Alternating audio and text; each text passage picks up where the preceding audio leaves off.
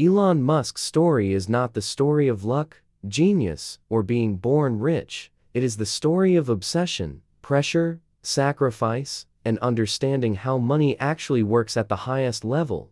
Because from the very beginning, Elon was never chasing money. He was chasing problems so big that if solved, they would automatically attract money, power, and influence.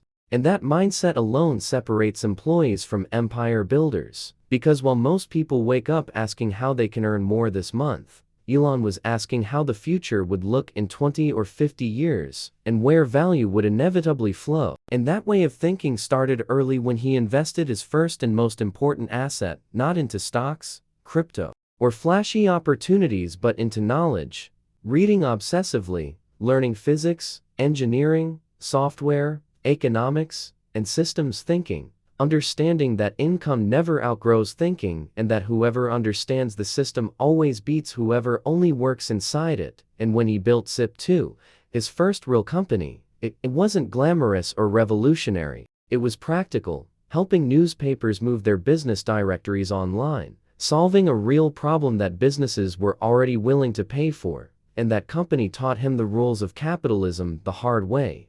Ownership beats salary, equity beats wages, and systems beat effort every single time. Because no matter how hard you work, if you don't own the asset, you don't control the upside. And when Zip2 sold and Elon walked away with millions, instead of slowing down or securing comfort, he doubled down. Because wealthy people don't ask how to protect money, they ask where capital can be placed to grow faster and bigger. And that led him to X.com, known as PayPal, which wasn't just a startup, but a financial infrastructure, a digital pipeline for money. And Elon understood something very few people ever grasp, which is that whoever controls how money moves ends up with long-term power. But because money is the bloodstream of the economy, and when PayPal sold and Elon walked away with around $180 million, that was more than enough to disappear forever. Yet, instead of diversifying into safety, real estate,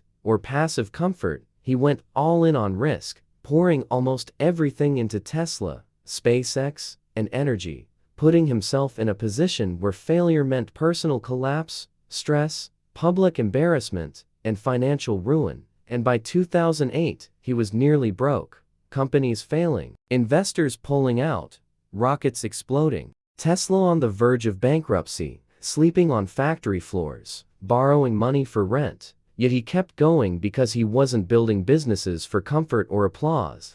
He was building leverage. And this is where most people quit. Because society teaches you to play it safe, to avoid risk, to secure a paycheck. But wealth does not come from safety.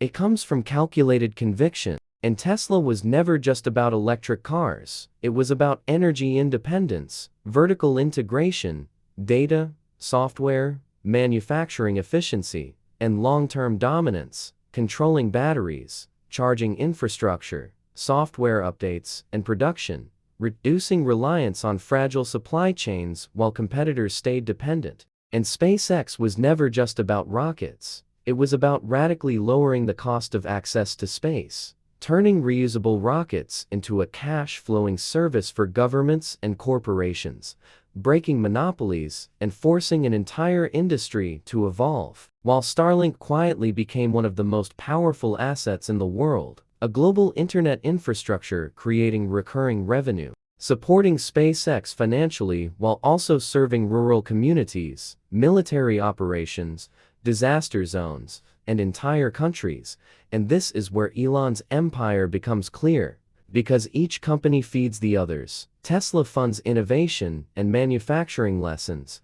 SpaceX builds cutting-edge engineering and cost efficiency. Starlink creates stable cash flow. Energy businesses support sustainability. Data feeds artificial intelligence. And everything connects into a larger ecosystem, which is the highest form of leverage, and society benefits because these businesses solve real problems that governments struggle with. Clean energy, transportation efficiency, global communication, technological resilience, and space security. While Elon benefits financially because value creation at scale is always rewarded. People who create solutions that scale, and Elon does not trade time for money. He trades vision for ownership, risk for equity, pressure for leverage, and while most people chase fast money, Elon built slow systems that compound, proving that wealth is not built by playing it safe, copying others, or waiting for permission, but by thinking long-term, taking responsibility, betting on yourself when it's uncomfortable, and understanding that the world does not pay you for effort, it pays you for impact. And the bigger the problem you solve, the bigger the financial reward that follows.